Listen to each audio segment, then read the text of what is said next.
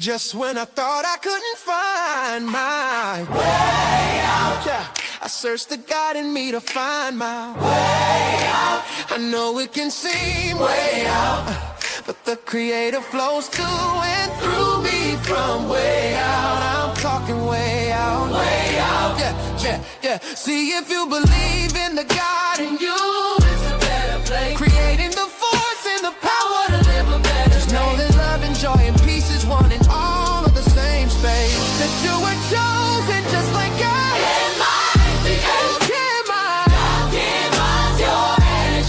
That's right. I'll give myself. Only you can make the change. I'll give myself. Shine your head at you. I'll need your shine so bright. From darkness to light. Hey, hey, hey. From darkness to light. Yeah. And you'll find your way out. Yeah, yeah. Oh, it won't seem way out. Yeah, yeah, yeah. The power of God will flow through you from way out. Welcome. This is Alchemizing Energy. I'm your host, DJ Genesis. What is going on with this blur on this camera? It is a little bit too blurry. Hold on, let me fix this. That blur is going hard, ain't it? I feel like I'm an ethereal being. You know? Let me fix that. Like, what? It's that blur is going hard. Man. I'm good. Y'all see my mess over there. It's a mess right there. Don't even worry about it. Don't look at that. Don't pay no attention to that. I just got stuff just over there. You know, don't worry about that. You know, yeah, I'm going to zoom in so y'all got to look at my mess. I'm messy. There you go. Look at my face. Don't look at that. Don't look at that. Anyways, so, you know, I did a show with the Pod Brothers. And I wanted to like kind of bring people up. I wanted to like replay that show, bring people up, do an open panel, have like a discussion about what we discussed on the show. And I hope that you guys enjoy the show that we did. And we're gonna like do an open panel for anybody that's interested in discussing some of the topics that we discussed. Ooh, sorry. And we're gonna like go from there because I have been doing interviews the whole time that I've been on this hiatus. So here we go. Let me zoom past that part. All right, let's go. You have ice at the airport. You know, I don't even. That's crazy. Like, what, at the airport? People are at the airport. You know what I'm saying? You like, what are we gonna do? You know, so I wanted to bring them here to not only talk about the current laws when it comes to, because, you know, marijuana is now legal, but people need to be realistic about, okay, so can you just be riding around in your car with marijuana? Can you be smoking it up? And, you know, because now that all these things, I believe, are legal traps that can get you caught up, you know? So it's a lot of things that are kind of like tailored to get you kind of caught up in this whole legal I don't even know what to say, but I'm not going to say it. I'm going to bring the Pot Brothers, all right, brother Mark and hello. Big Bro Craig. Yes, welcome to the show. Welcome. Thank you for having us. And we just need to make one quick correction, which is we are the Pot Brothers at law. Otherwise, we would just be two brothers who smoke pot, which is fine. But we are actually two brothers who smoke pot who are actual lawyers. So we always tease that's when someone leaves off the at law, we have to correct that. Right. So we don't want to like just make it sound like y'all just a bunch of potheads. That's okay too. That's okay. There's a lot of brothers out there who smoke pot together, but as far as we know, we're the only ones that are at law. Well, that actually have a legal that we started this we have started this. The 50% of starting this page was to destigmatize it. I don't know if you know, in our IG for the first, I don't know how many thousand videos, I smoked in the background and my brother gave the tip and I smoked a joint. And 3,000. We were in suit. I was in regular clothes. It didn't matter. If you don't like me, don't hire me. But, you know, whatever, we're going to do what we're going to do. And then ultimately, as things progressed and social media became what it is, we therefore had to make a decision. Do we take down all our smoking videos? Because everybody's starting to get taken down. And we got lucky. We never got taken down for smoking that we know of. We got banned a couple times for something stupid, but we got our page back. So we had to make a decision. Do we stop smoking in the videos while we give the advice? And we decided, it was really hard for me because it was like giving in. The whole point was I could do it. We got up to 500,000 followers, and then we hit a brick wall. And about the same time, AI came out even harder with their instruments to block accounts. And we had to decide. And we made a decision to stop smoking on video so we could reach more people with the other side of what our page turned into, which was protecting your fourth and fifth, and basically traffic stops and even searches at home. But basically traffic stops, which is where 95% of the people are going to encounter law enforcement. So let's really get into it. Like, what is like so there's a lot of like different changes in laws when it really comes down to today. Can you point out some of the most significant things that have changed in law when it comes to either smoking or even just I'm going to say one thing.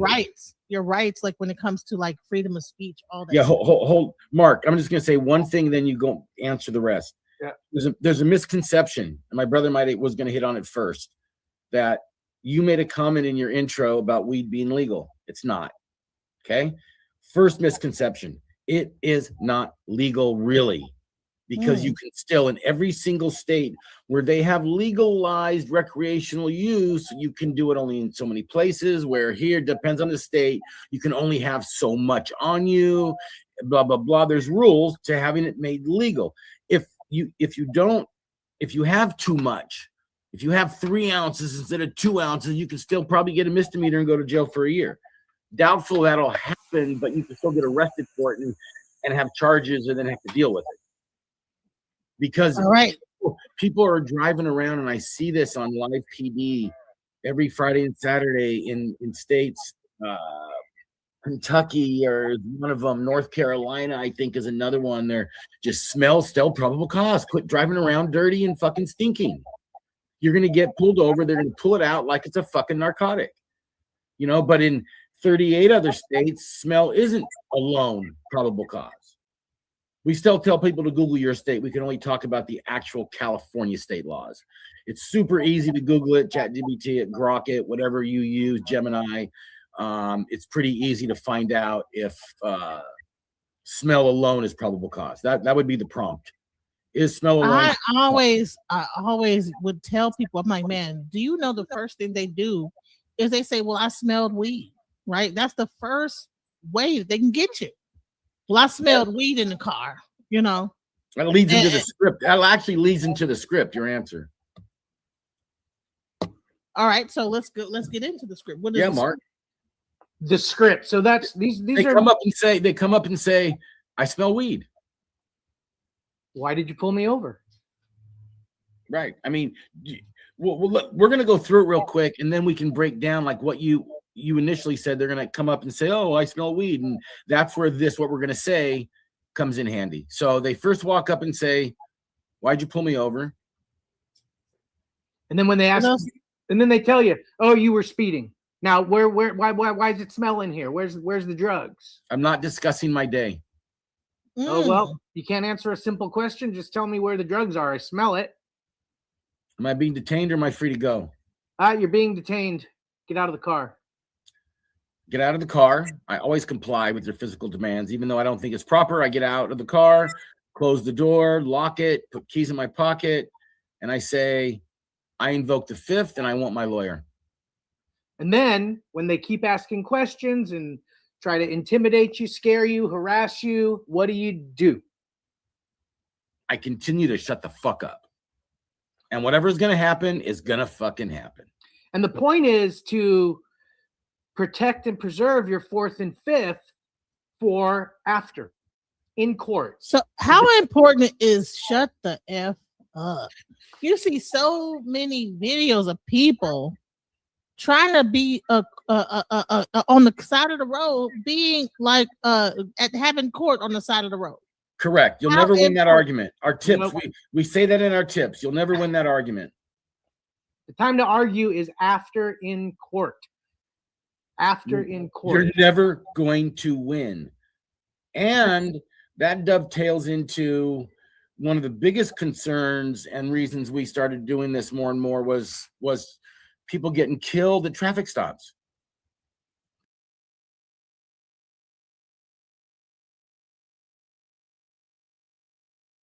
So so I want to know by a show of if anybody in the audience or leave a comment down below.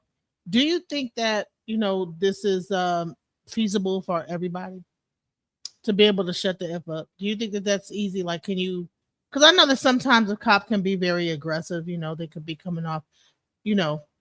So a cop comes up and he's like, hey, do you know why I pulled you over? That's normally what they ask you, and you say, why did you pull me over? And then after you say, well, why did you pull me over? The next step being they'll say, well, you were speeding. And then they'll say, well, also I smell of marijuana coming out of your car. So, also ask you, so what were you doing today? Where are you heading to? You're supposed to say, I don't discuss my day, or I don't feel like sharing my day with you, or something along those lines, right? That kind of seems it could come off funky if you say it the wrong way. I don't want to discuss my day. I would like to, but the whole objective is to get the traffic stop ended. They have a certain amount of time that they're supposed to execute this traffic stop. So that's why I really wanted to bring this because I see so many videos of people just acting wild during traffic stops. Let's go. People getting beat at traffic stops. It's just absolutely horrendous. Okay.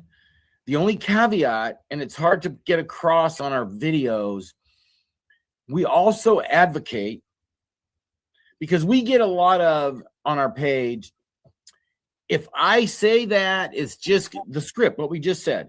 If I do that, it's going to get ripped out of the car. They're going to beat me up if I say that. And our response is, for one, you shouldn't be afraid to exercise your fourth and fifth. It's your right. Why should you be afraid because they intimidate you into being afraid of doing that? Then it'll make things worse because you're doing something that the Constitution gives you. You should be afraid to do that. That's number one. Number two,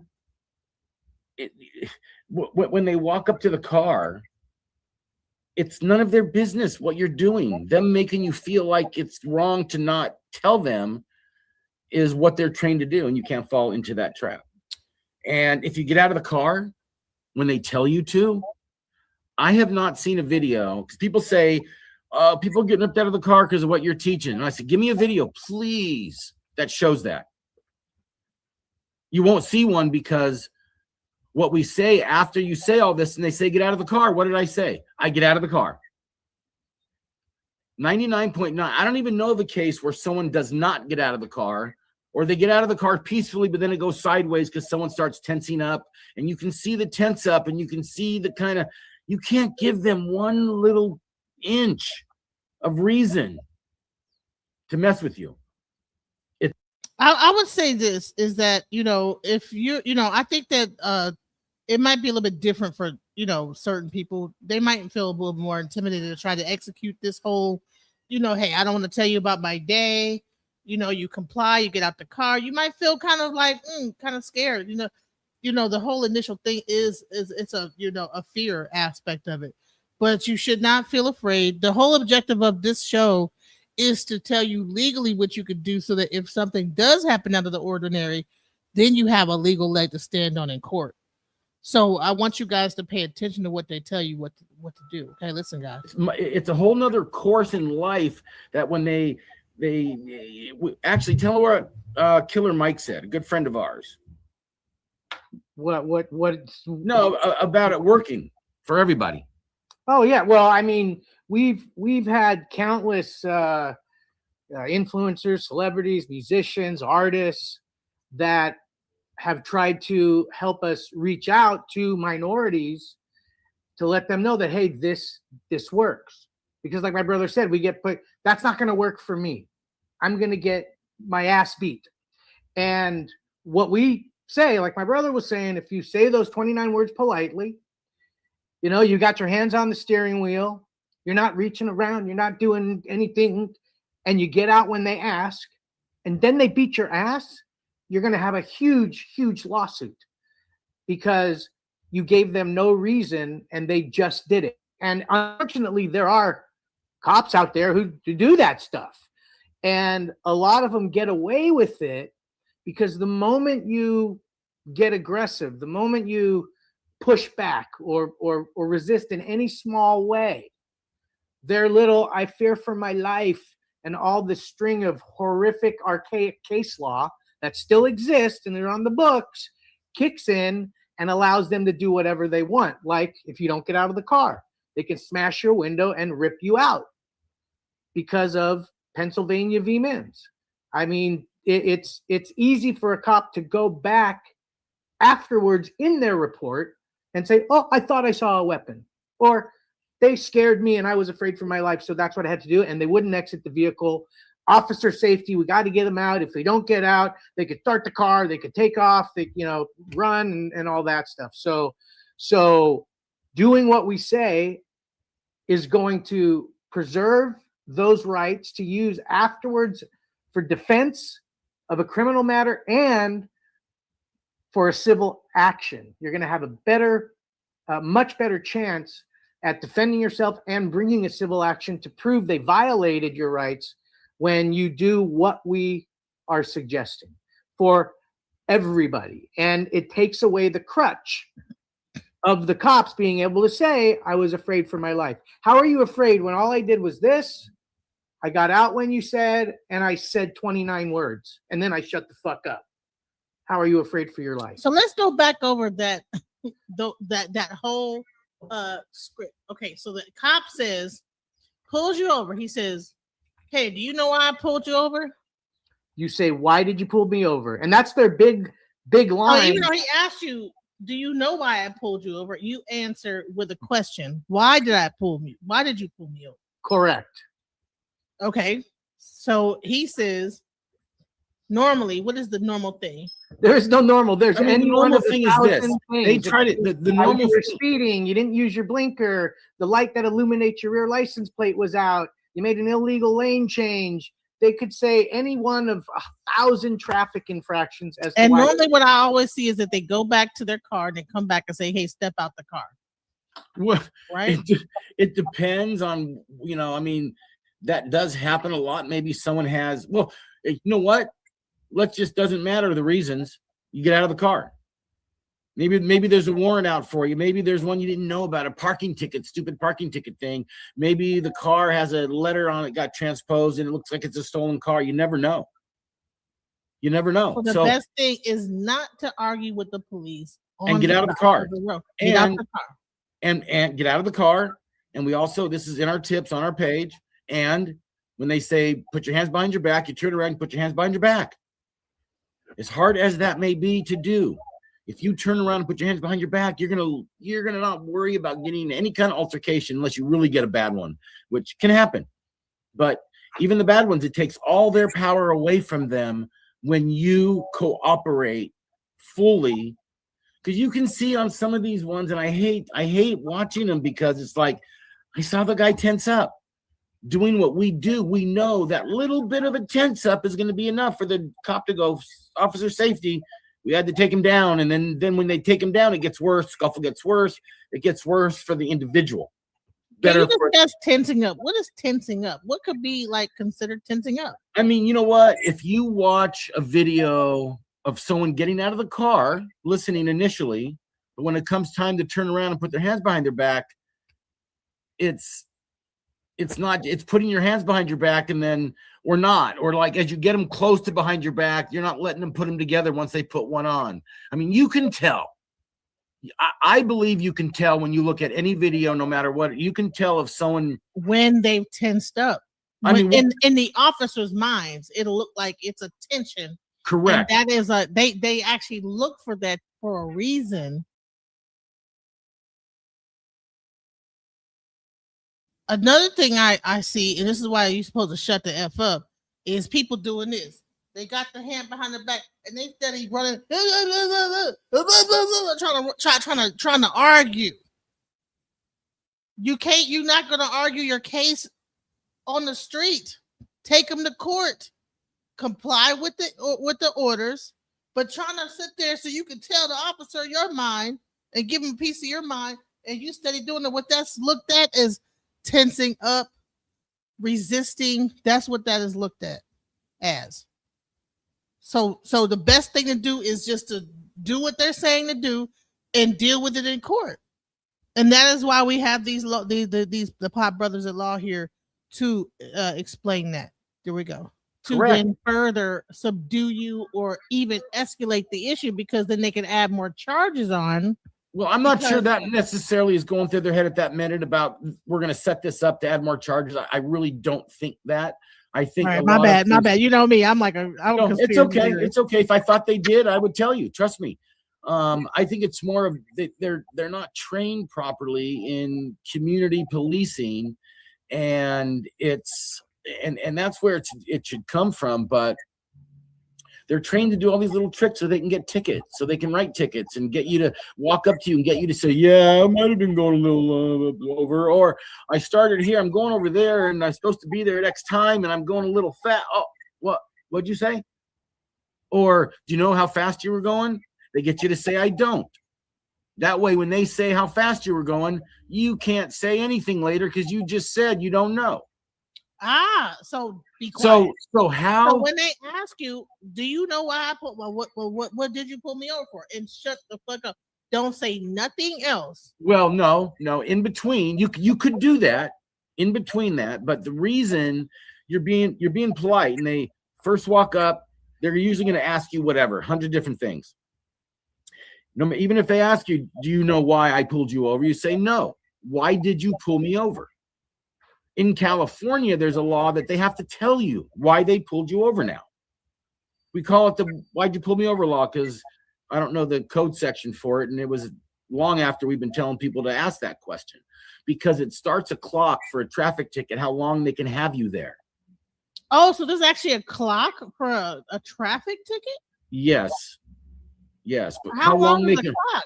What is the clock? It's really you probably shouldn't even know what the clock is, and then people be like, "But the clock is over with." Then they get to argue. Well, no, it's based on let them explain it.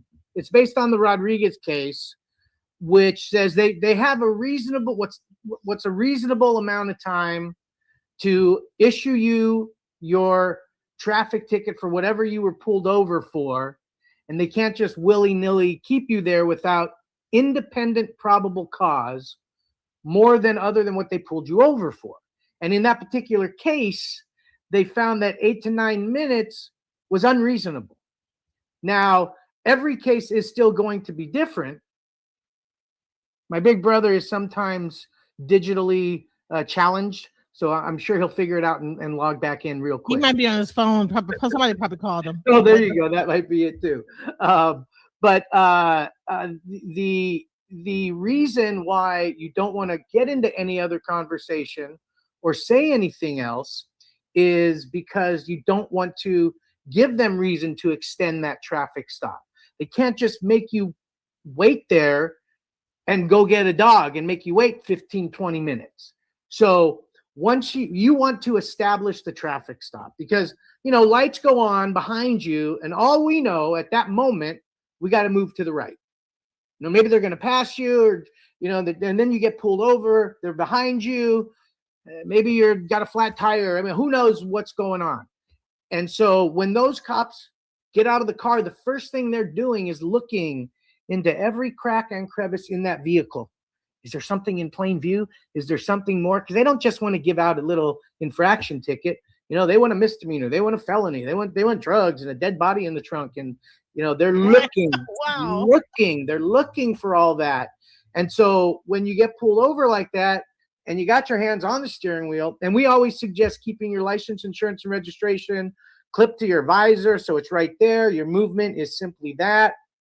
A lot of people keep it in their center console, their registration, and the insurance is in the glove compartment. Now you're doing all this stuff and reaching around, which do that with the wrong cop, lights out. Right. So you have to make sure that you have your stuff in reachable distance. Don't put it in your glove compartment. Don't put it in the side panel, not in your purse. have all of your stuff on the top visor. Yep. To where you can grab it. And do you guys have something like someone could buy, like where they could like put everything? Actually, we do. Do you have her information handy? Oh wow. No, I don't It's have just- it on me. There's a gal who created she created something for her sons. Pocket USA, or No, was that the other guy? well, that's another one. There are different things out there, but aside from that, it's just so easy to just take it all together, put it right. A lot of cars now have that little slot on the visor where you can just slip it in there. Otherwise, just get a. But if paper not, clip. you can probably go. You can probably just find the just Google it or TikTok shop. Probably, I don't know. They probably have them listed, but like one was Pocket USA, I think was one. Well, that's the one that goes outside the car. Somebody created something where you put your license, insurance, registration, and then when you get pulled over, it's in this plastic thing that has a suction on it, and then you pop it on, or it has a little rope thingy. You put it, and it hangs outside the window.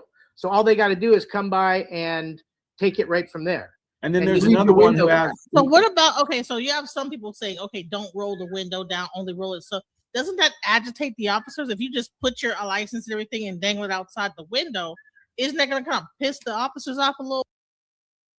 Let me show you guys this real quick from Amazon.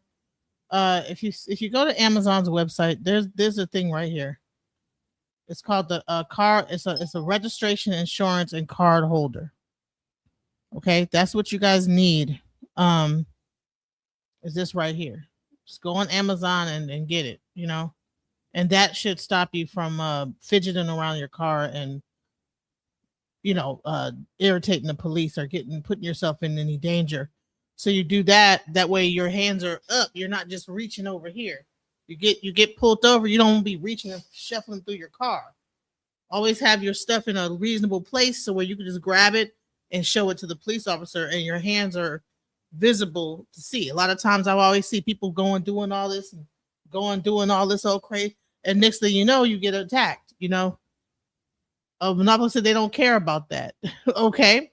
Well, I want to drop the link for you, Monopoly, because I know something. I know you've been through it too, but we're just I'm trying to find a way to show people a way to try to avoid, getting attacked by the police. So this is like especially with ICE and stuff like that, where you have a different, newer federal officers that are kind of coming into play.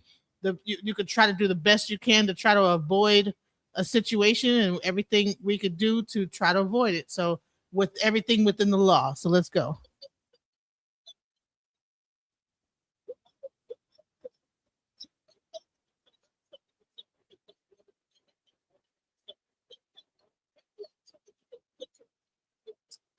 Okay, let's see. Every time I do this. Sorry, guys. It's saying the stream share audio is down. Let me try it again.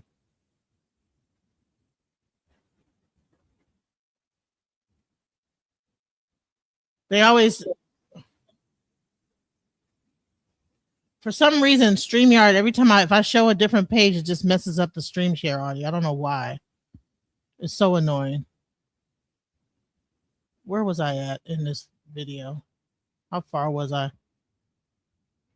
You're being detained. Get out of the car. Get out of the car. Okay, step out the car. What? Right?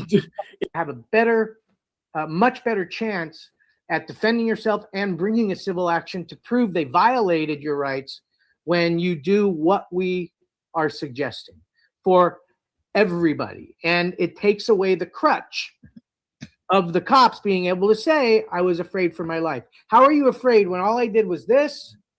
I got out when you said, and I said 29 words, and then I shut the fuck up. How are you afraid for your life? So let's go back over that whole script. Okay, so I saw a weapon, or they scared me and I was afraid for my life, so that's what I had to do. And they wouldn't exit the vehicle.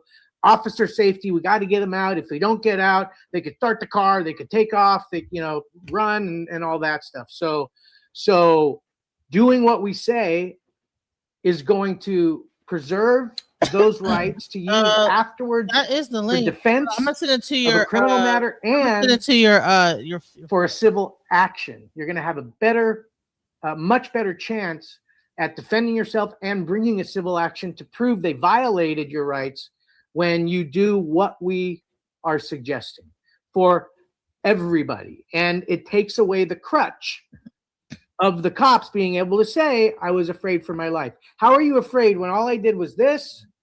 I got out when you said, and I said 29 words, and then I shut the fuck up. How are you afraid for your life? So let's go back over that that whole script. Okay, so the cop says, pulls you over. He says, hey, do you know why I pulled you over? You say, why did you pull me over? And that's their big line. Oh, even though he asked you, do you know why I pulled you over? You answer with a question. Why did you pull me over? Correct. Okay. So he says, normally, what is the normal thing? There's no normal. There's the normal thing is this. They tried it. The normal you were speeding. You didn't use your blinker. The light that illuminates your rear license plate was out. You made an illegal lane change. They could say any one of 1,000 traffic infractions. And normally what I always see is that they go back to their car and they come back and say, hey, step out the car. Well, right? It depends on, I mean, that does happen a lot. Maybe someone has, well, you know what? Doesn't matter the reasons. You get out of the car. Maybe there's a warrant out for you. Maybe there's one you didn't know about, a parking ticket, stupid parking ticket thing. Maybe the car has a letter on it that looks like it's a stolen car. You never know. You never know. So the best thing is not to argue with the police and get out of the car. Get out of the car. And get out of the car. And we also, this is in our tips on our page. And when they say put your hands behind your back, you turn around and put your hands behind your back. Hey, all right. So we have a guest to the show. Welcome to the show, Monopoly. Hey. How are you doing? How are you? How y'all doing? Y'all can hear me okay? I can. You have a little bit of background noise. I just asked that when you're not talking, just to mute it because I guess there's like some music or something going on. Okay. So yeah, let me kind of go outside for a little bit. Yeah, okay. I hear everything y'all saying, right? Mm-hmm. But I've been a victim of brutality and excessive force for absolutely no reason. Mm-hmm. Right. So it's not some of these police officers, they are overly aggressive and I don't understand why. You know what I'm saying? And it don't make sense the way that they speak to people that they're supposed to be protecting. Mm-hmm. And they most times present themselves as the threat to us. Right. You know what I mean? Like I got pulled over one time, and while I'm pulled over on the hill on the side of the road, I took my seatbelt off. He gave me a ticket for the seatbelt. And he said he pulled me over because I didn't have my seatbelt on. I'm like, that couldn't have been. So he didn't have a reason to really pull me over at all. But he did. He pulled me over and then gave me a ticket for the seatbelt. I said, I just took it off because I pulled over to the corner and he was not being understanding at all. So I get it. But I personally think, and I don't want to make it a black and white thing, but I think it's different with the way that they approach us in our demographics. You know what I mean? Yeah. So, I mean, what they're pretty much saying is that, what you got to do is you got to be quiet. You got to comply because if you just be quiet and listen and just say these specific words, then you have a court case that you can fight them in court. But you're saying like, no, well, hell, what if you don't make it to court? Right. Like I personally, so I had an incident when I was on a subway. And I don't know if somebody told the officer that I was being aggressive with my lady, and he came and you're talking about a 6 foot, 300-pound dude, and he snatched me and slammed my head against the subway tile, right? And then proceeded to even physically abuse me more when we got in the cell. My mugshot from that arrest, from that incident, showed me with a big bulge on my left eye. See, that's definitely a lawsuit that I should have taken up with them, right? I was younger.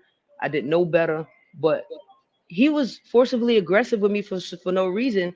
He slammed me against the wall, pushed me down, slammed me against the ground, put his knee on my back. I couldn't breathe. I was literally yelling, I cannot breathe. That my woman started to, you know, push him off of me, like, get off of her. Like, what are you doing? And he just arrested me for absolutely no reason. Absolutely no reason.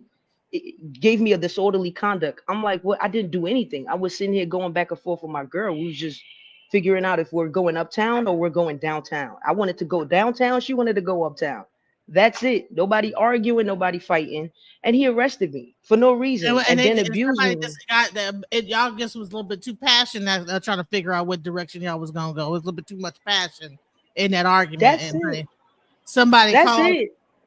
Somebody called the police on y'all. Next thing you know, you get him. The honest truth about it is that while we were going back and forth, he walked past us the first time. We was on a subway platform. He walked past us to go to the other end, walk back the second time. We're still, you know, now let's go because of these. And then he just comes back from going the other way and comes back and just snatches me from out of nowhere. And I was like, what is going slams on? You down onto the ground.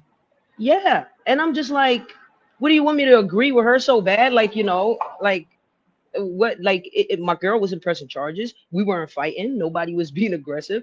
So I felt like they treated me so bad because of what? Like, because of my demographic. Because if any other person would have been disagreeing with their girl about which way, but we weren't even yelling. It wasn't like, it was just random situation. I'm like, what is this? And mind you, while he had me with his knee on my back and I was saying I can't breathe, I really felt my heart rate slowing down at that very moment. He was calling me all kinds of animal and using all kinds of slurs and all kinds of stuff. And this was in 2012 or 13, I believe. Yeah, that you had a lawsuit, honey. That was a lawsuit. That was a hate crime almost, probably. That's what I was like, to the point my girl started swinging at him, like, get off of her. Like, what are you doing? Like, she was swinging at him like, yo, get off of her. Like, what are you doing? And they didn't want me to get my mugshot. The lady that works in the court slipped me a picture of my mugshot. She was telling me, yo, sue him. Like, he ain't got no reason. And I mean, it was bad. So I just felt like I didn't do anything. I was nice. If you would have asked me, hey, miss, can I get your ID or something like that? I didn't have a criminal record. He didn't say nothing. He just came over there, grabbed me and started tossing me around like a rag doll, right? And I'm like, what is this? You know what I'm saying? So I feel like sometimes, even if we talk to these police officers nice, they don't care. Like they are ego driven and they're high off of power and they abuse that most of the time, right? That's just how I feel about it. I'm not saying that all of them are terrible human beings, but for the most part, most people who do become police officers are people who've never gotten respect in their natural everyday life. So they seek a sense of power and control and authority in something. And most times they have a clean record. They become an officer. They abusing it. You know, they start abusing. So in this thing, they're trying to show like, okay, when you do encounter the police, the best thing to do. So I wanted to like play a little more of it, and then you just tell me to hit pause when you think that anything that they say is irrational or unreasonable or like not realistic. So let's continue to play the video. As hard as that may be to do, if you turn around and put your hands behind your back, you're gonna not worry about getting any kind of altercation unless you really get a bad one, which can happen. But even the bad ones, it takes all their power away from them when you cooperate fully, because you can see on some of these ones, and I hate watching them because it's like I saw the guy tense up doing what we do. We know that little bit of a tense up is going to be enough for the cop to go, officer safety. We had to take him down, and then when they take him down, it gets worse. Scuffle gets worse. It gets worse for the individual.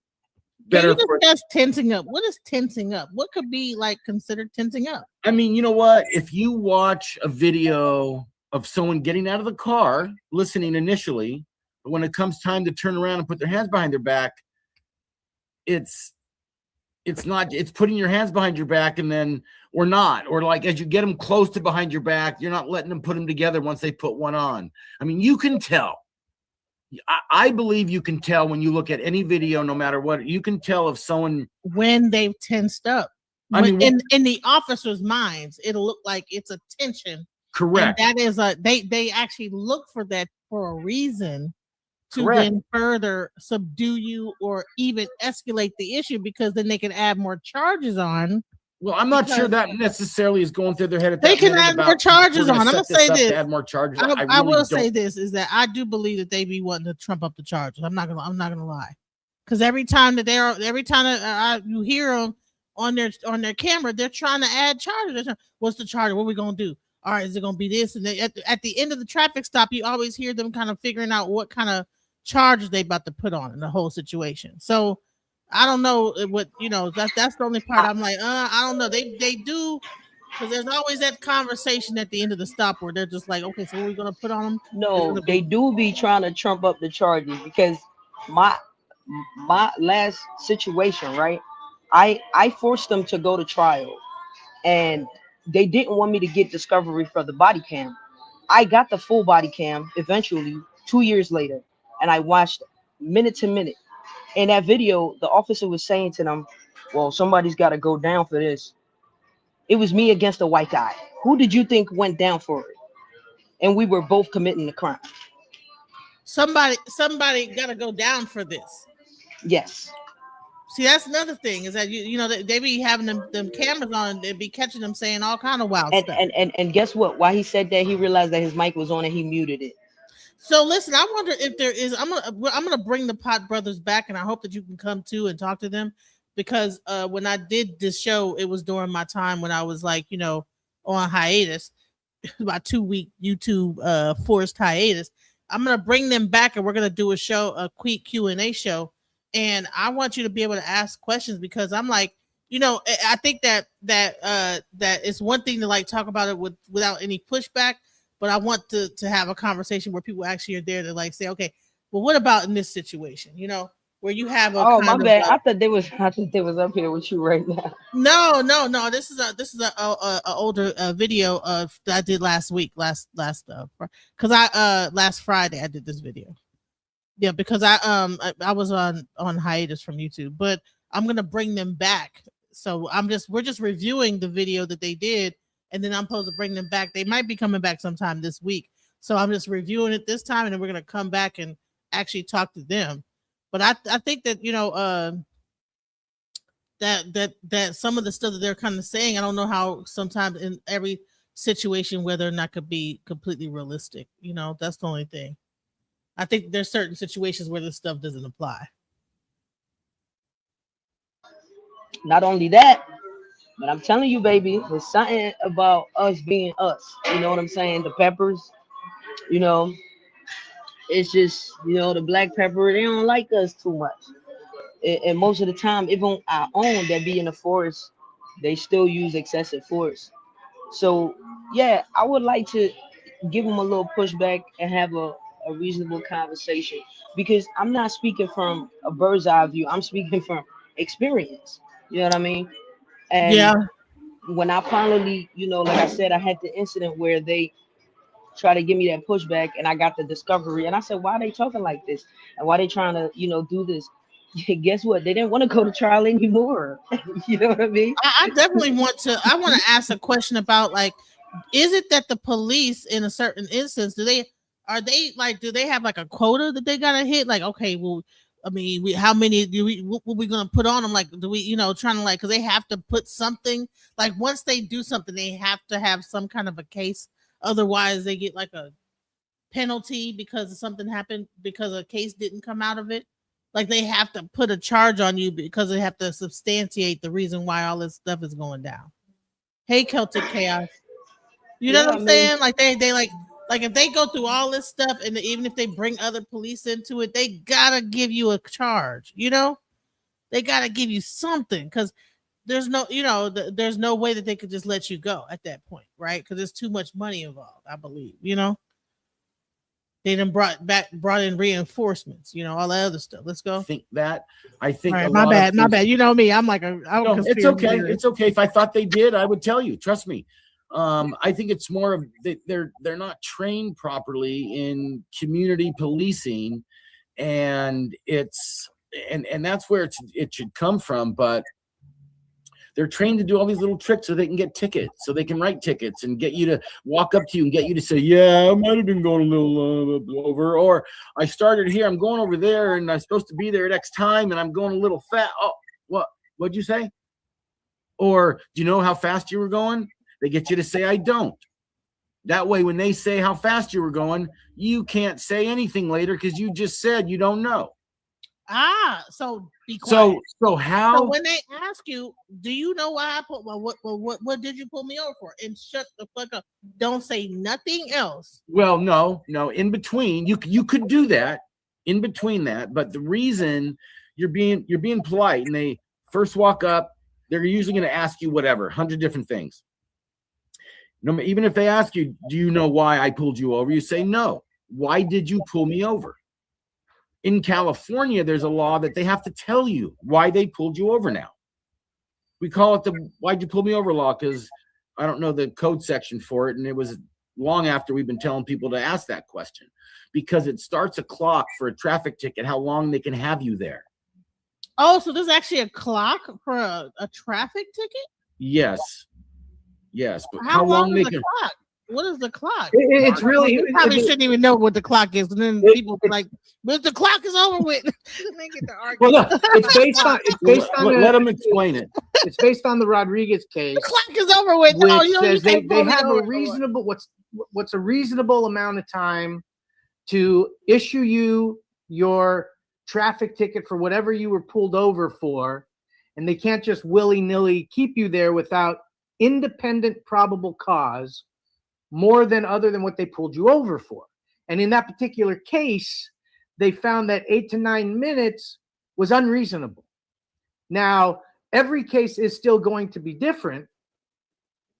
My big brother is sometimes digitally challenged, so I'm sure he'll figure it out and log back in real quick. He might be on his phone. Somebody probably called him. Oh, there you go. That might be it too. But the reason why you don't want to get into any other conversation or say anything else is because you don't want to give them reason to extend that traffic stop. They can't just make you wait there and go get a dog and make you wait 15, 20 minutes. So once you want to establish the traffic stop. I don't know. I think that they can make you wait for a dog for an extended period. I mean, I've heard when I see these traffic stops online, they gotta go get a dog. They end up having to wait there. I don't know how long it takes, but they usually have to wait for that dog to come, and it usually don't come immediate, it might be some time. And then they gotta get the dog and it's barking and whatever it's doing and get it under control. And so I don't know about what he's saying about that. The dogs, like when they get that dog, you might as well hang up time and this, that, the other, What are your thoughts, Monopoly? I never had an infraction for drug violation. But if you got to go get a dog, there must have been a strong sense of, narcotics or something in there. But other than that, they still be ODing for no reason half of the time. That's just. I think you might look a certain way. You might be driving a certain kind of car. They might smell marijuana. That's what we're trying to really get across. Well, I've gotten pulled over when I used to indulge, right? And they'll be like, I smell. I just tell them, yeah, I just dropped off a friend who was in here smoking, and most of the time they let it go. All the time they just let it go because. To be quite honest, it sounds like to me that they're saying don't say nothing. I don't talk about my day. But I'm like that kind of could come across kind of like rude. Piss the person off. Standoffish, yeah. Exactly. So I want you to, so I'm trying to think about I don't know if this is always the best. But they're saying that police thank them for this advice. Let's go. Because, lights go on behind you, and all we know at that moment, we got to move to the right. You know, maybe they're going to pass you, or and then you get pulled over. They're behind you. Maybe you've got a flat tire. I mean, who knows what's going on? And so when those cops get out of the car, the first thing they're doing is looking into every crack and crevice in that vehicle. Is there something in plain view? Is there something more? Because they don't just want to give out a little infraction ticket. They want a misdemeanor. They want a felony. They want drugs and a dead body in the trunk. And they're looking, they're looking for all that. And so when you get pulled over like that, and you got your hands on the steering wheel, and we always suggest keeping your license, insurance, and registration clipped to your visor, so it's right there. Your movement is simply that. A lot of people keep it in their center console, their registration, and the insurance is in the glove compartment. Now you're doing all this stuff and reaching around, which do that with the wrong cop, lights out. Right. So you have to make sure that you have your stuff in reachable distance. Don't put it in your glove compartment. Don't put it in the side panel, not in your purse. Have all of your stuff on the top visor to where you can grab it. And do you guys have something like somebody could buy? Yeah, like but I don't drive around. Actually, we do. My papers. Do you have her? Like Genesis, I don't drive around. I only got my ID and and me. I don't even have a wallet. I just go out with my ID and a card, my ID card and a bank card. You can take it. Good. Right. So like if you need to so the whole thing is that you got to make sure what they're saying is like you got to make sure that wherever you grab it, it's like it ain't like you got to reach and do all this other stuff and do it to give if I'm driving my car, I usually tell them just run my license, right? Run my plates, and it should come back registered to me. And if I'm not driving, then my ID identifies who I am. So I don't even be doing all that extra reaching for paperwork and nothing like that, because I don't keep that in my car at all, because my tag is attached to my identity, right? Mm-hmm. So when they run the plates, they should see who that car is registered to, or the VIN number or something. They should see who that car is registered to, So most of the time, you could even avoid that by just saying, if you own the car and the plates are in your license plate name and your license just say, hey, just run my plates and run my license. Yeah, they run my tag and they ask me, who is this? I said, that's me. You have an ID? Yeah, I give them my ID then. But most of the time I just tell them, just run my plates. My car is registered to me. And whatever name that plate comes back from, which should be, me, then that's me. You know what I mean? Right, like they'll see your picture right there. Right. Yeah. They do all of that. Where is your this and I don't carry that. That is so 19. Technology have updated these days a lot. So we gotta. I just tell them run my plate. Ever since I started driving, I always tell them to run my tag, and you'll see who's registered too. I'm not going back and forth. I ain't reaching for nothing, But I do want to come back and talk to them though. I want to have an in-depth, because I've had so many scenarios, like when I had my pew in the car, but I had it in my trunk, and the police officer actually told me to put it in my passenger seat. He was like, you're gonna need it. When you need it, you can get to it. You have a legal right to bear arms, right? So right. I had so many different incidents of that. It's just like, yeah, I would like to talk to them, because I would like to tell them, because it's not that we always being stand up. It's just, if we want to talk, someone will just come off aggressive off the rip, Yeah, if you have, we were mainly focusing on like drugs and like if you have weed or whatever. But yeah, what if you do have a pistol? So yeah, I definitely want to get into that, because I don't think we even got into guns and things like that. Like if you do have a weapon, like what is the best way? And that, when I bring them back, I'm gonna bring them back. I'm gonna hit them up to see if they can come back sometime this week and see if we could do like a Q&A about the show. We were supposed to do it today, but I didn't get to play the show. So I wanted to play the show, get people to see it, and then come back for the Q&A. Information handy? Oh wow. No, I don't have it on me. There's a gal who created she created something for her sons. Pocket listed, but like one was Pocket USA, I think was one. Well, that's the one that goes outside the car. Somebody created something where you put your license, insurance, and registration, and then when you get pulled over, it's in this plastic thing that has a suction on it, and then you pop it on, or it has a little rope thingy. You put it, and it hangs outside the window. So all they got to do is come by and take it right from there. And then there's another one who has. So what about, okay, so you have some people saying, okay, don't roll the window down, only roll it. So doesn't that agitate the officers? If you just put your license and everything and dangle it outside the window, isn't that going to kind of piss the officers off a little bit and say, make people like, okay, what's going on? It might for certain. And that's the other thing too. That's when you find out which cop is the bad cop and which one's the good one. When you have something like that, it's outside your window. You've said our 29 words, and when you get to "I'm not discussing my day," and you get some cop who's like, "Oh, you can't talk to me. You can't answer one simple question." That's a guy who probably shouldn't have a badge, and they're getting mad that you know your rights. We hear from good cops all across the country thanking us for teaching people this because it makes their job easier. It makes it safer for everybody because we're telling you, roll down your window enough to present your license, insurance, and registration and say nothing else, because that cop is there. He pulled you over for something. He's going to look in your car. He doesn't see anything. He's going to give you a warning or give you a ticket and send you on your way. The other cops who like to escalate and they want more and get mad when you're not telling them anything, that you immediately find out what kind of cop you got. Right. So if they're like no. That's how you know this person is really fishing. Yes. And can you describe fishing? What is fishing? That's when they want to try to find something. They want you to incriminate yourself, but the only way you're going to do that is if you answer questions. They don't initially see anything going on, but hey, well, where were you coming from? And some people, why can't I came from the store, I came from the store over there 3 miles away. Well, what if there was some kind of robbery and your car fits the description? You don't even know it, and now you incriminated yourself.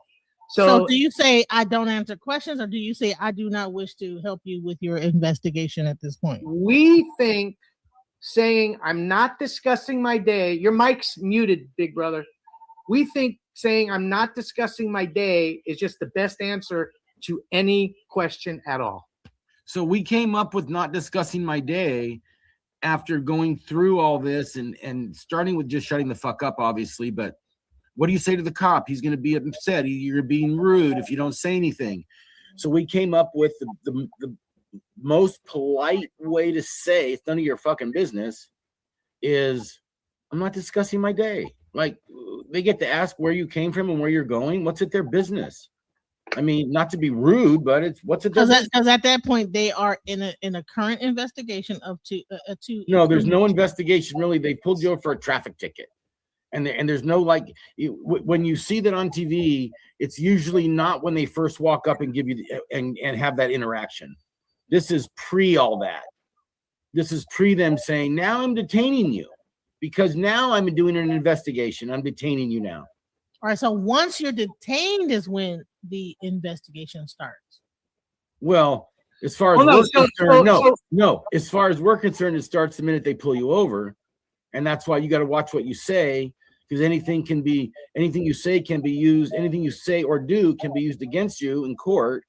So it's protecting all those things you could throw away by talking is what our 29 words is meant to prevent.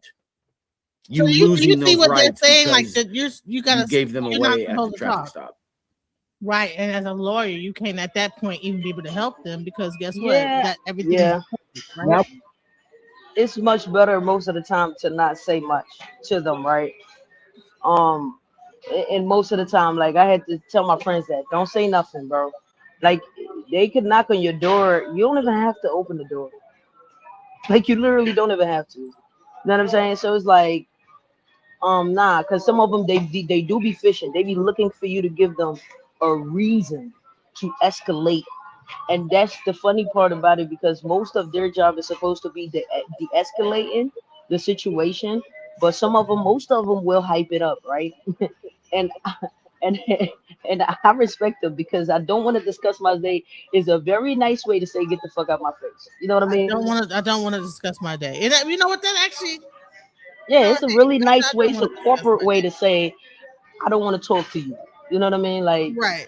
It's a really corporate way to say it. It's a really corporate way, but it still sounds very harsh, right? I don't want to discuss my day with you. You know, I could discuss it with anybody else, but you, I don't want to talk to about. So it's like, It's still kind of hard, there's right? probably a way that you have to say it that where you still say you're saying it, but you know, maybe you sound like I'm tired or something. I really don't know. No. The best way is just, where are you going? Home.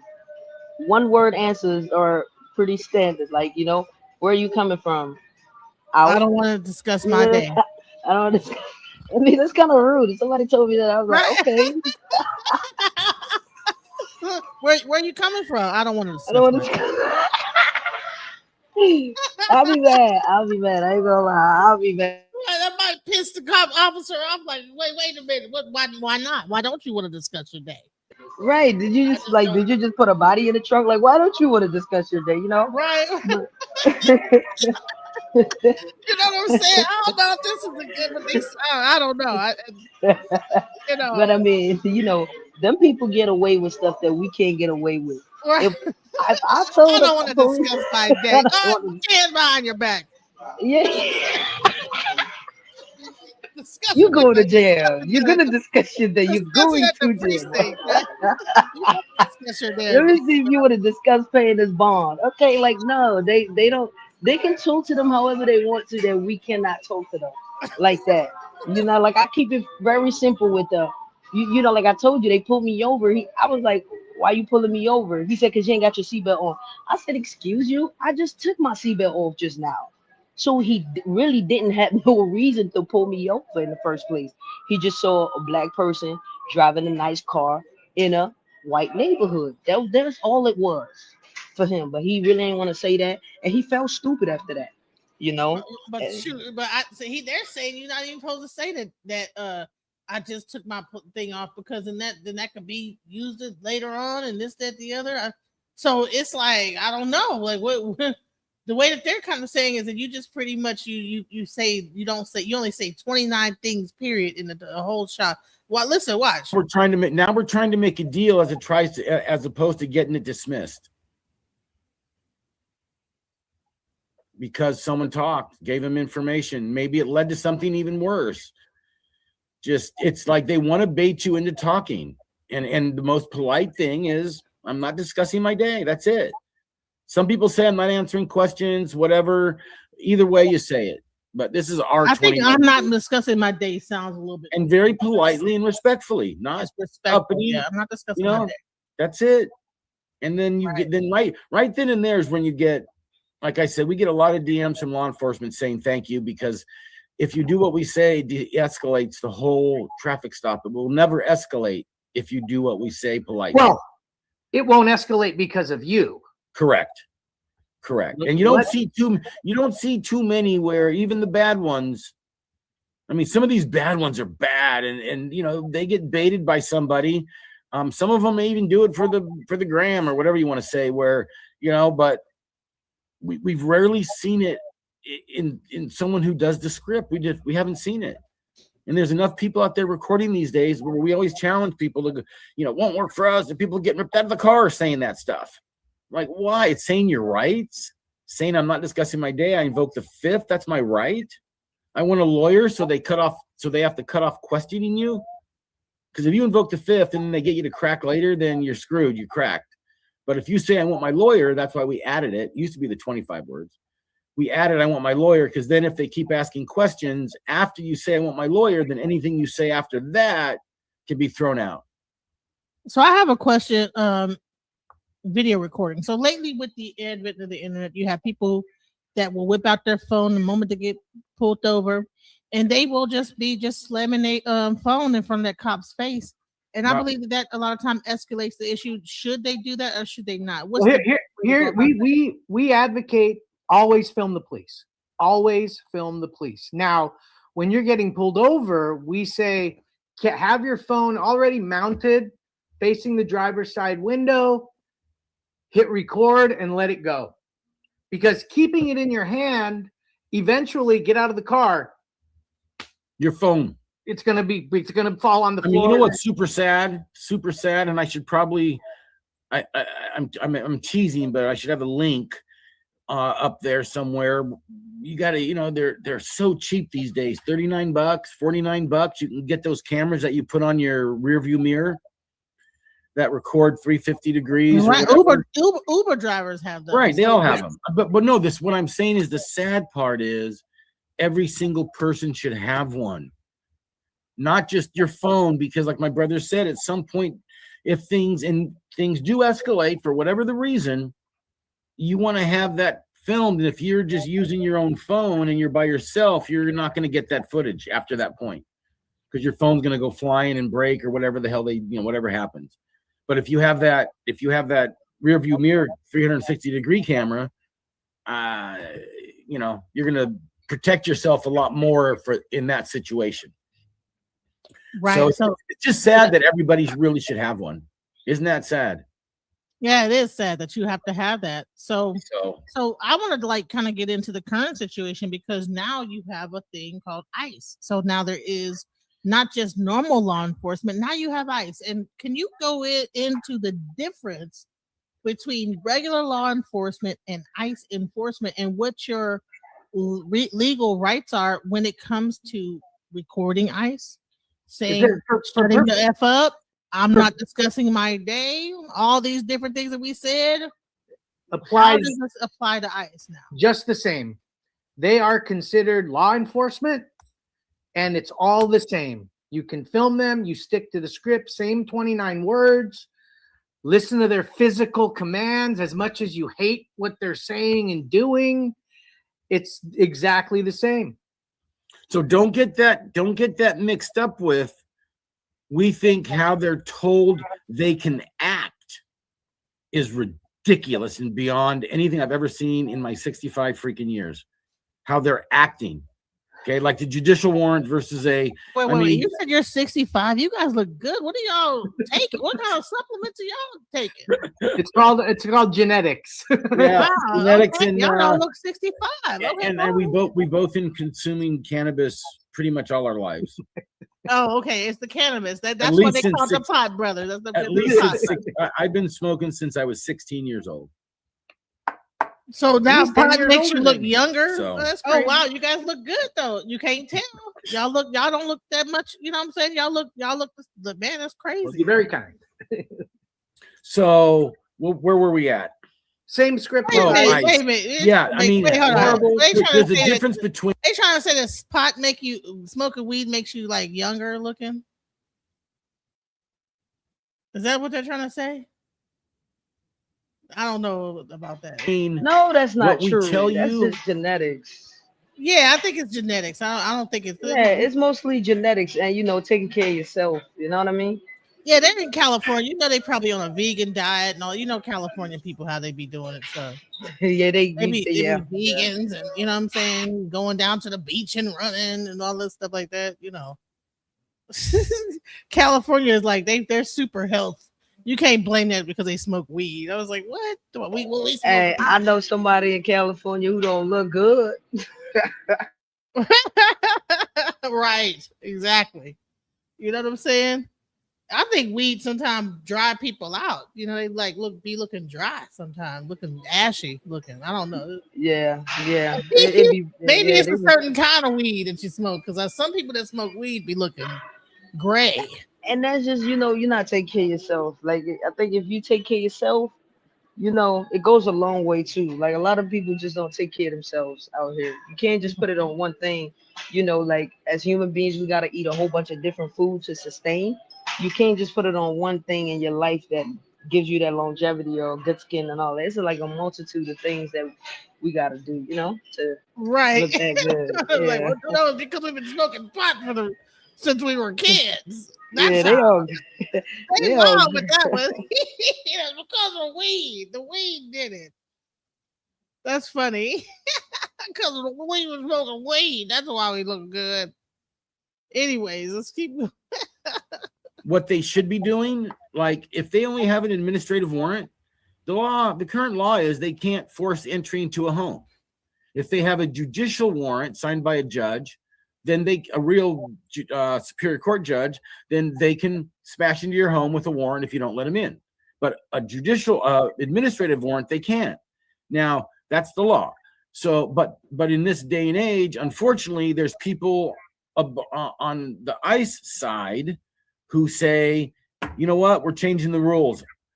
ICE can go in under administrative warrant, and they're just saying it. They're just saying it. And ICE may be doing it, and they're doing it. And it's ultimately fighting it in Superior Court. A lot of cases going on around the country about it. To see what's going to happen with those outcomes. But it's crazy. It's absolutely insane. They're supposed to be going after the hardened illegal criminals, and look at what it is. I don't want to go down that rabbit hole, but yeah. But the basic overall, to answer your question, is what we're talking about with general law enforcement pulling you over and ICE doing something, same. You say the same 29 words, listen to physical commands, and then fight after in court and survive. I mean, the problem is too, is on walking down the street, even people ask, how does that work? And theoretically, if you're not under, now this is maybe where you heard some of this, if you're not under suspicion of a crime or anything, they can't just stop you and ask you for ID. It's called stop and frisk. You can't do it. You have to have some reasonable articulation that this person was committing a crime. I mean, they can make those up real easy. Yeah, I saw someone in your description down the street who did this. You know, they can probably do it, but so when it comes down to let's get back into the weed laws, right? Yes. So again, you said that weed is not legal, even though it's legal. So let's go into that, because I mean, all right, Detroit, weed is supposedly legal. There's all type of weed dispensaries all around the world, the whole thing. But what if you get caught with it in your car? It's not legal. Like, no, so hold on, no. So there are limits. I'm not sure what the state of Michigan is, but like in California, there's medicinal use and adult use. In California, an adult 21 or older can purchase and transport and possess up to 1 ounce. If you have more than that, you could potentially be looking at a misdemeanor. And so every state has those types of limits, whatever they are. Some states have, I think Michigan's actually like, might be 2 ounces, but I'm not sure. You have to check that. But whatever it is, there's a limit. And you go over that limit, it's a crime. So to just blanket say it's legal is a misnomer, and it's not true, because true legalization would be like if I went and bought 10 cases of Jack Daniels and put them in my car, I could do that. And it's state laws, not local laws. You got to check the state laws. All the legal cannabis licensing and so forth is all starts at the state level. You got to get local approvals as well, but you still have to get a state license ultimately. Everything goes through the state. So that'd be the best place to look. Well, and that's for selling and then you got all the criminal crime. Let's say someone's selling there, back in the day we got dime bags, right? Someone's selling an eighth. They're going to jail for possession and intent to sell and selling. So there's 2 misdemeanors right there in the cannabis space. So it's still illegal. It's still illegal. That's why the word legal is thrown around a little too loosely, because then people are driving around with it thinking it's legal. Oh yeah, it's all legal. And in some states like California, you can possess it, you can have it, but you can only smoke it at home or at a place where it's allowed. It's really tight. New York, you can smoke anywhere you can smoke a cigarette. They got that right. I smoked in Times Square. It was awesome. But, it's all the states have different rules so it's really not legal. It's a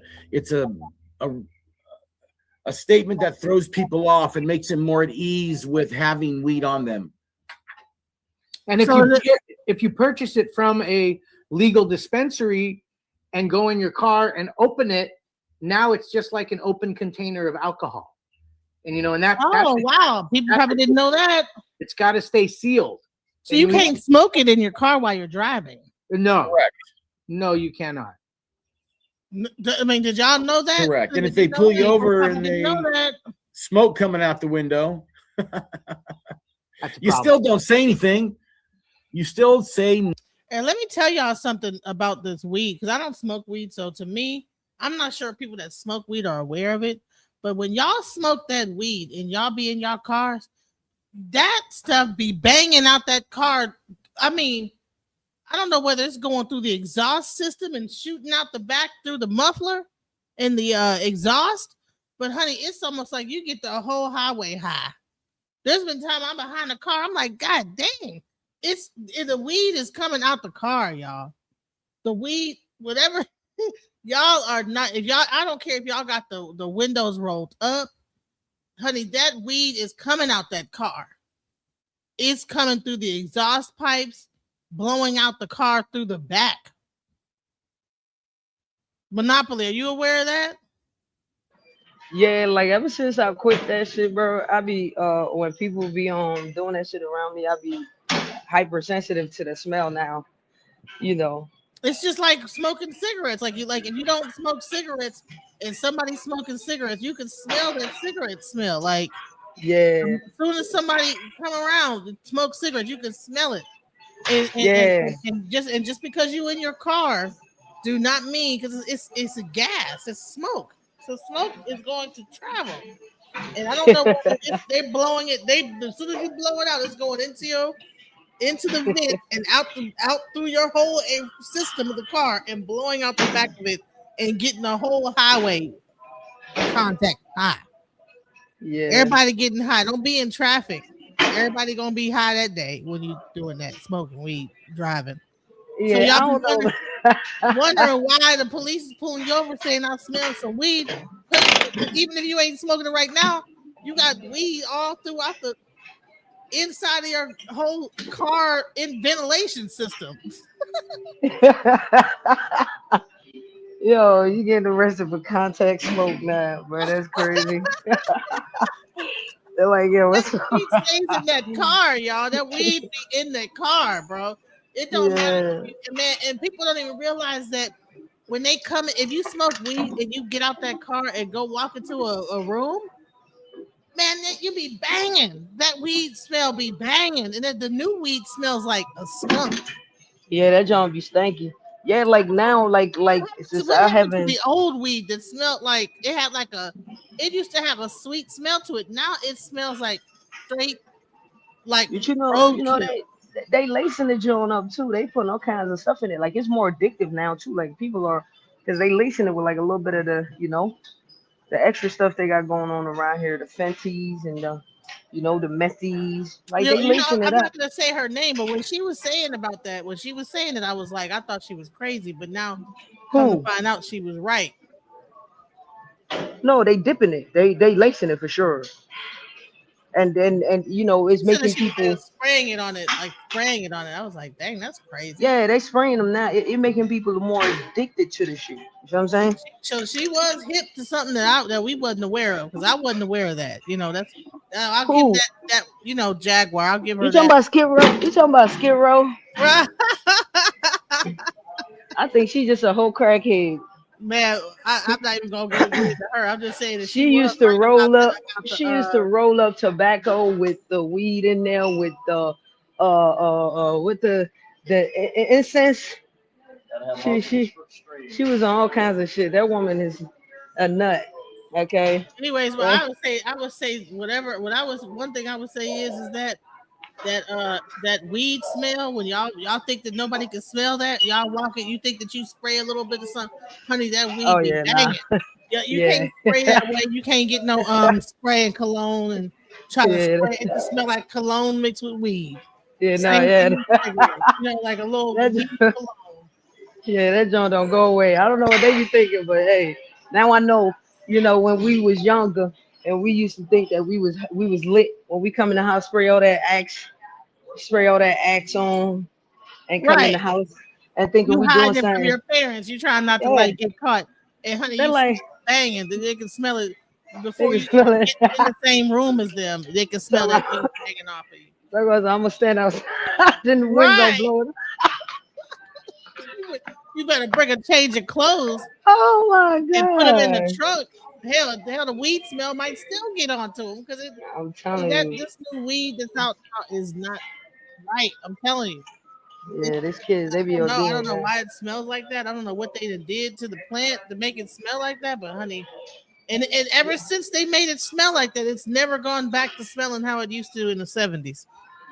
Yeah, but you know that's why a lot of people are the 80s. A lot of people are more addicted to these days. You know. You know what it smells like to me? It smells like spritz. You ever smelled like hair spritz? Nah. Like it's not hairspray, but the real spritz, the real strong hairspray.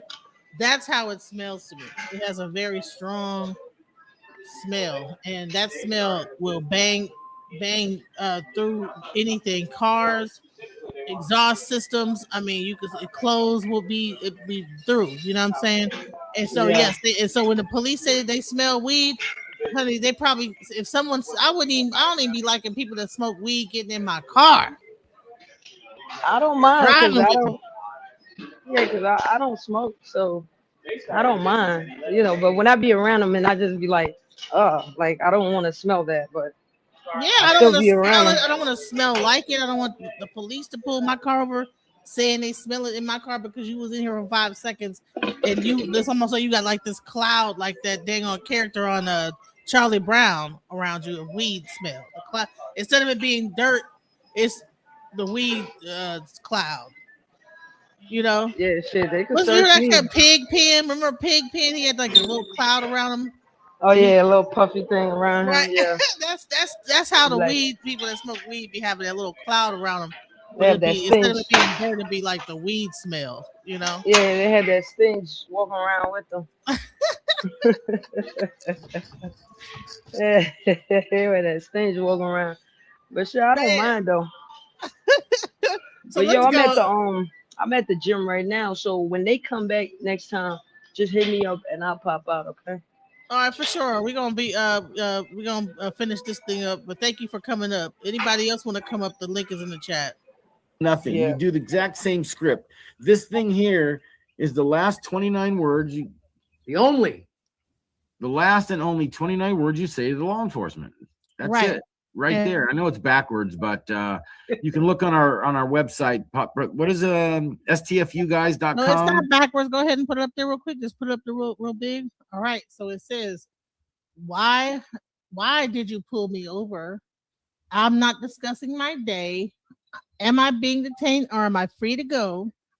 And it says, I detained you. You say, I invoked the Fifth Amendment. I want my lawyer. And then you shut the F up. I do not consent to a search. Yes, you always want to say that. Those are the three things. So those are like 1, 2, 3, 4. Those are the things you say right there. Yes. And it's literally, AYLD it used to be millennial. 25 words until we added the I want my lawyer part. All right. So when they want their lawyer, I mean, can they call you? Or No. I mean, they're more than welcome, but but the point, see, it's funny when we do a tip on this and people ask, people make comments. I love it because they don't know. People don't know for the most part. You know, they go like, what, who has a lawyer on the side of the road? Who are you going to call? Really? Come on. But that's not what this is meant for.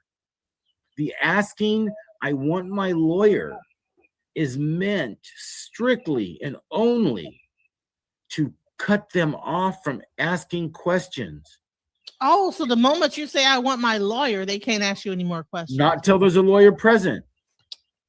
And if they keep asking questions and you crack, anything after you said I want my lawyer, we can potentially get thrown out. But if you invoke the Fifth, don't say I want a lawyer, and you're being quiet for a long time, you get in the cell and someone says something and you say something. So someone's booking person is going to book in now, and they're going to say something, and you're going to say something, then you just waived what you just invoked earlier. You waived that right. Right. So if you get pulled over, you get arrested, and after you said I want my lawyer, and they said, you know what? Guess what? We're going to put you in jail. And then you just shut up. Get locked up. Don't talk to nobody. Nope. Until you're in the tank.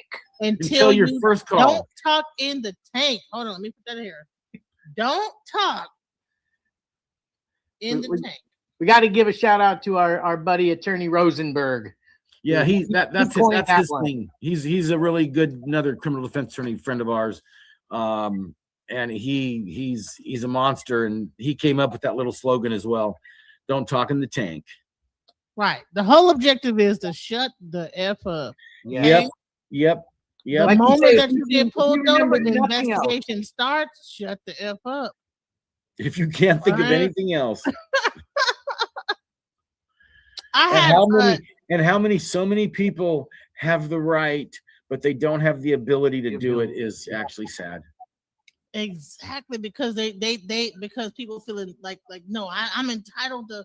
I think I know. What about this sovereign citizen thing? What do you think about that? I'm Can not you going to break say that anything. down? I'm not going to say anything other than it's not worth talking about.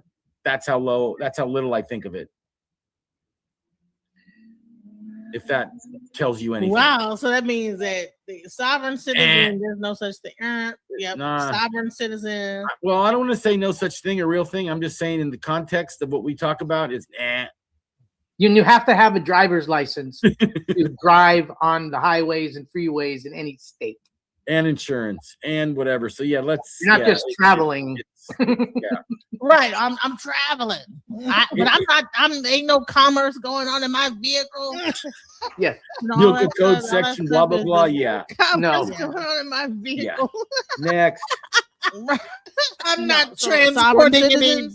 Don't do it. You're gonna end up because a lot of sovereign citizens you know what? They're gonna believe what they believe. A lot of sovereign citizens don't do this. They don't. That's right. They do anything but that. they do anything but that. And, right. So you can't go wrong.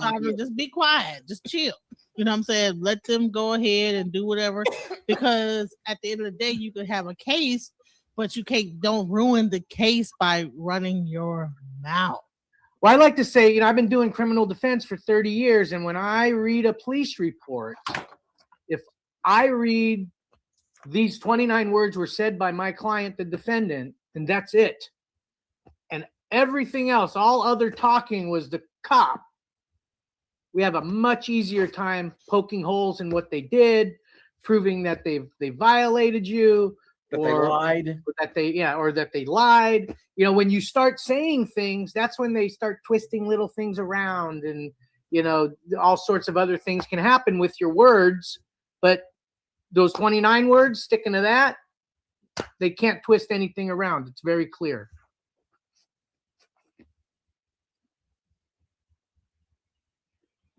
Am I being detained or am I free to go? That draws a line in this. That draws a line in the sand. Respectfully draws a line in the sand. That's after when you can say I'm not discussing my day a few different times if you want, politely. Like no matter what he asks you, I'm not discussing my day. He can ask you 3 different whatever. And once you say I want my lawyer, well, no, I mean the best thing to do, and I hate to push it, but we have this.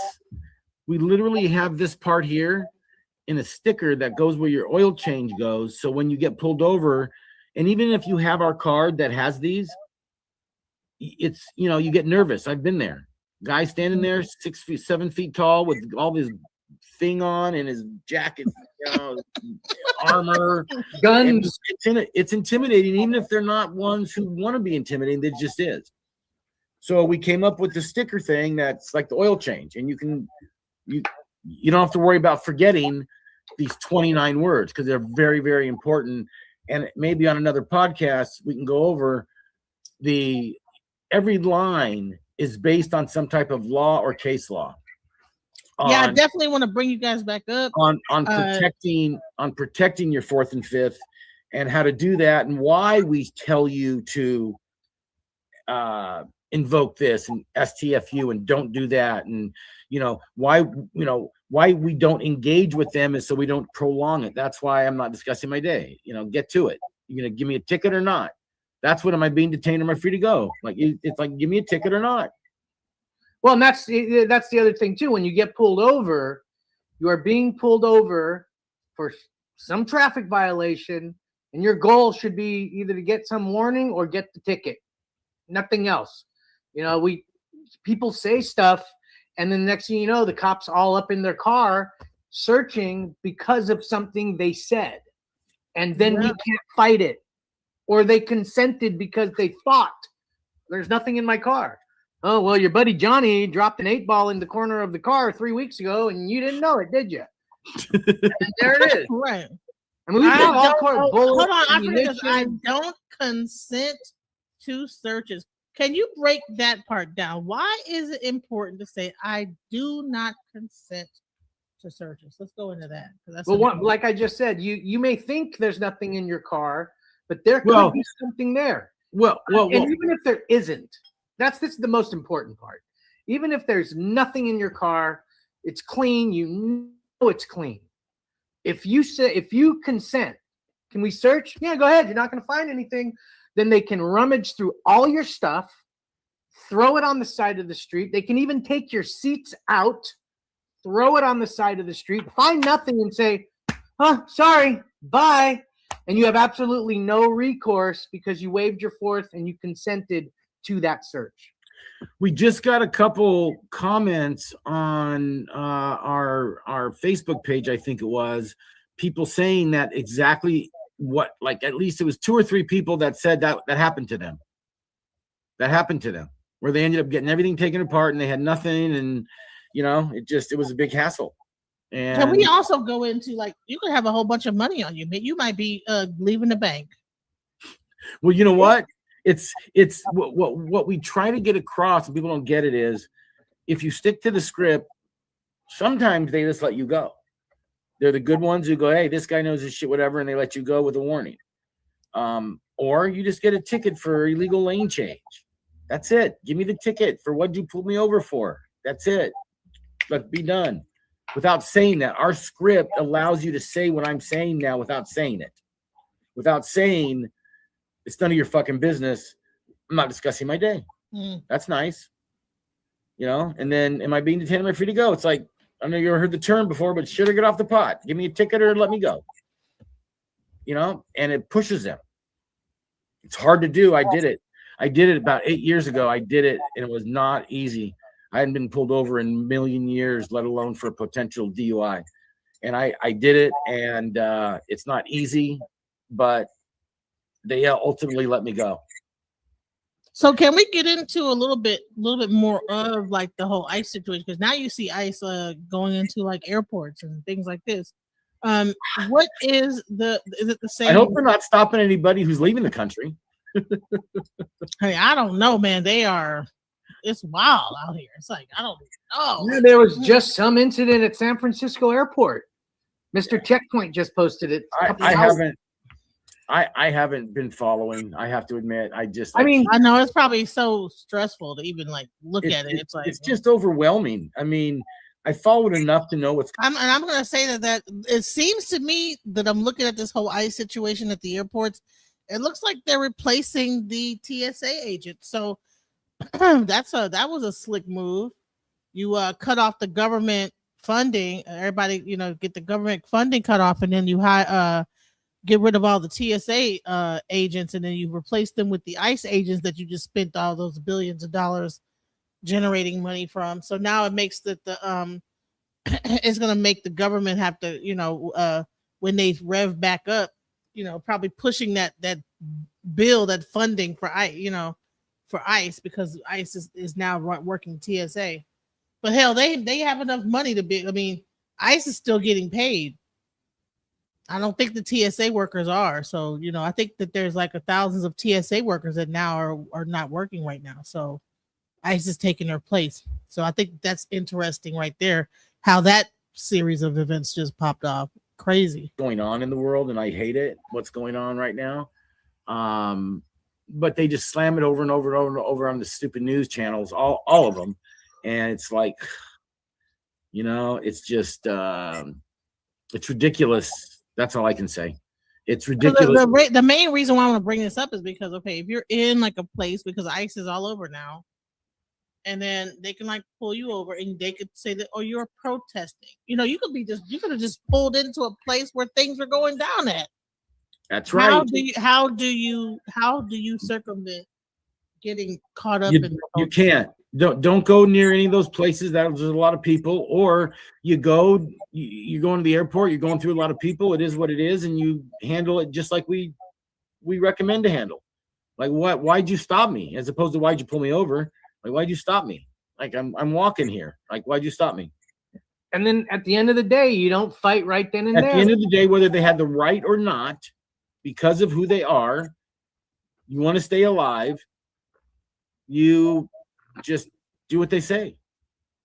If that means they're arresting you for the moment, then they're arresting you. Whether it's 100% wrong, do you want to live to get released and then sue them? Or do you want to like argue about it on the spot? That's not going to work.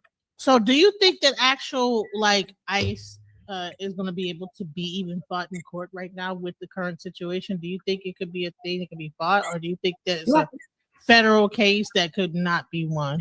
No. It's they're being fought. They're being fought across the country. A lot of like the protesters who've been caught up and people who have been wrongfully detained and the searches and searched wrongfully. There are cases working their way through court. You know, it takes the wheels of justice move slow, right? But that's where it's, and hopefully the courts will uphold the fact that they need a judicial warrant, not just an administrative warrant. But on the ground, if they're going to enforce an administrative warrant like a judicial warrant, there's nothing we can do about it. Other than I don't consent to you coming in, you step aside, and if they break the door down, then they break it down. That's just more evidence you didn't consent. So they can't say later, oh, they gave me consent. They like to do that too. So it's just ICE is putting. So a person that has a house, I don't consent to you coming in. Yep. Or if you are stopped, instead of like, why did you pull me over? Okay, why did you stop me? Yep.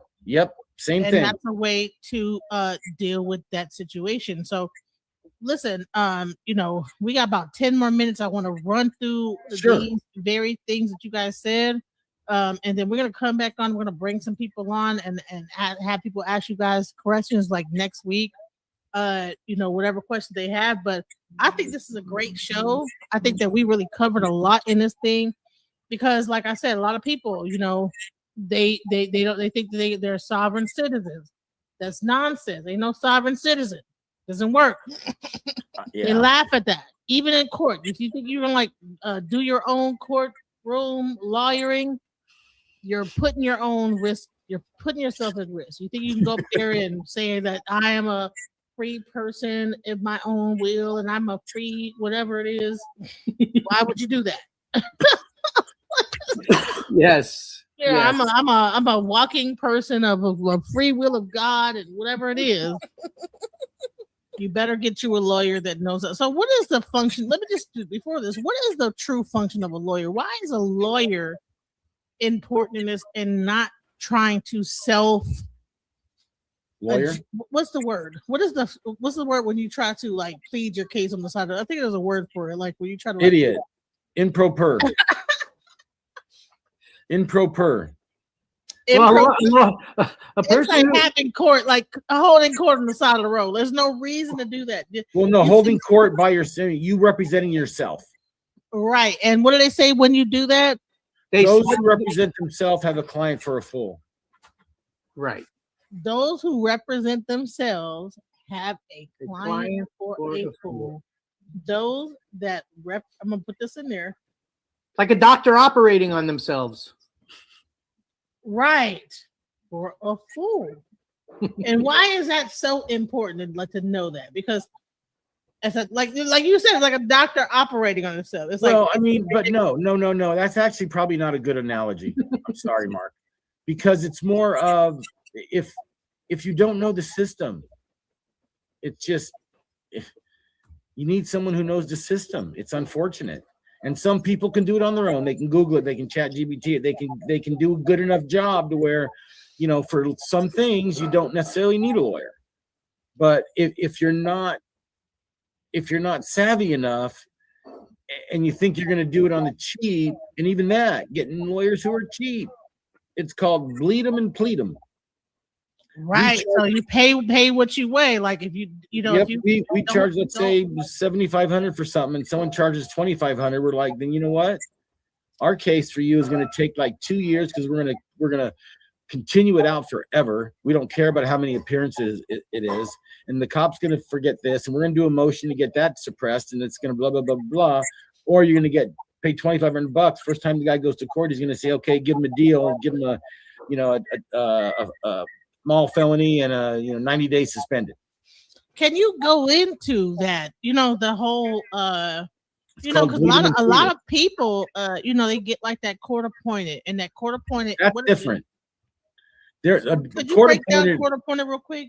A court appointed isn't going to necessarily do that to you. They're just overworked and burdened at the public defender's office, that you might not get the same eyes on your file than you would for a private defense.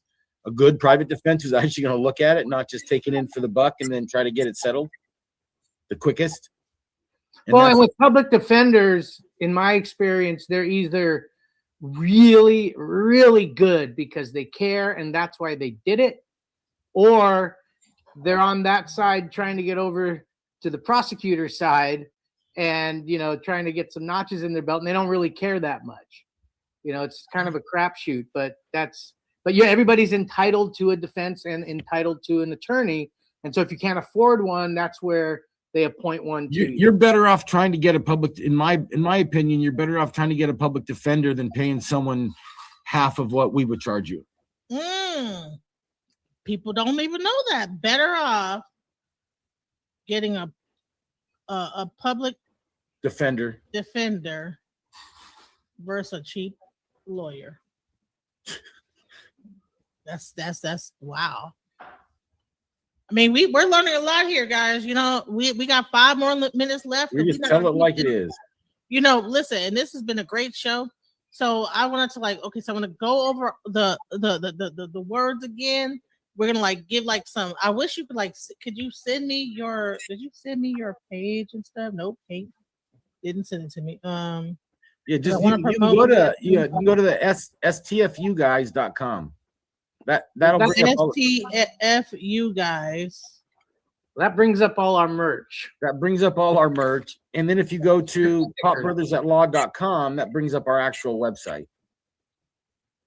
Somebody put it in the chat here. Okay, I think hold on, let me just see. Yeah, just do it. Pop Brothers at Law. Here we go. So Pop Brothers, is that the right one right there? Pop Brothers at Law. Yep. Yeah, we got and that. The STFU guys. So shut the F up, guys. Yep. .com. That's their merch. And show your merch. Do you have it on you? He has that one. STF up. Keep calm. Don't talk to cops. All right. So y'all need to get those t-shirts. And this is a collab with my son.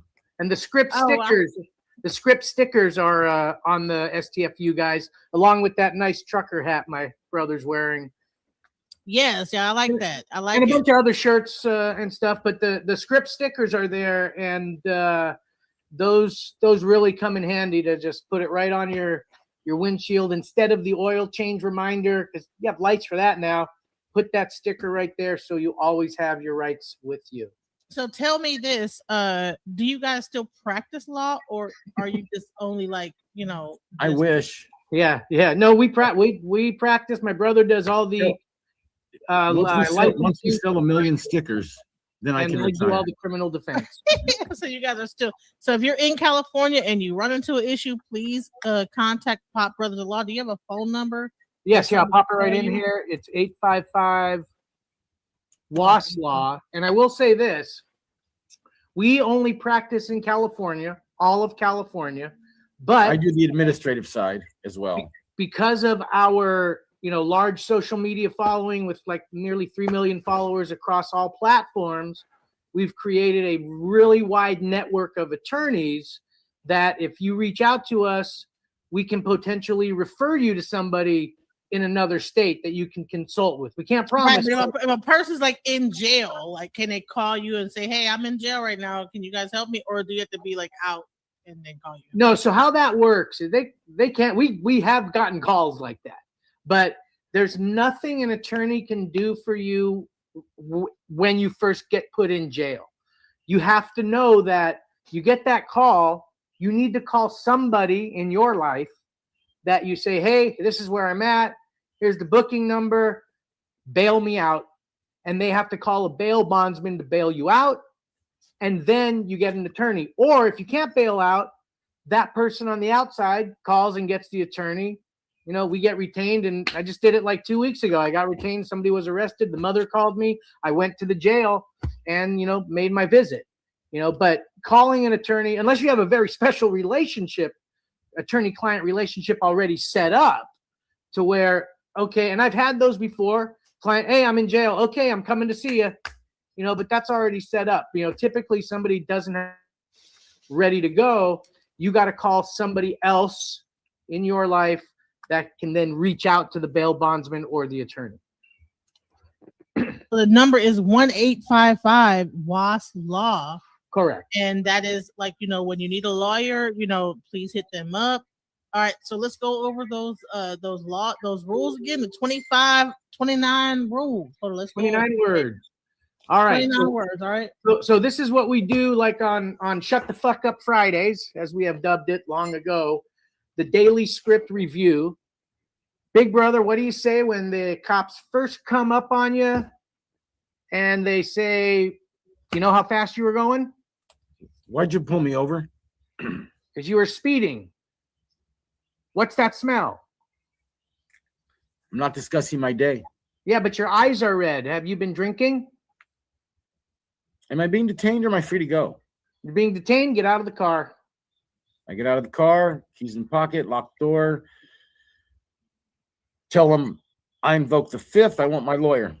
And then when they ask more questions and keep hounding you, what do you do? Shut the fuck up.